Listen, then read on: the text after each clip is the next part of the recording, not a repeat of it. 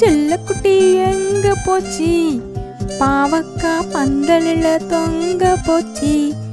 பாவக்கா எட்டி உதைக்க அழுதுருச்சு.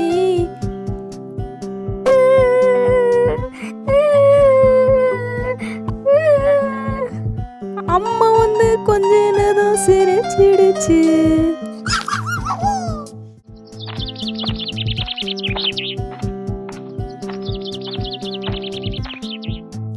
உருளைக்கிழங்கு செல்லக்குட்டி எங்க போச்சு? பாவக்கா பந்தலில தொங்க போச்சு. பாவக்கா எட்டி உதைக்க அழுதுருச்சு.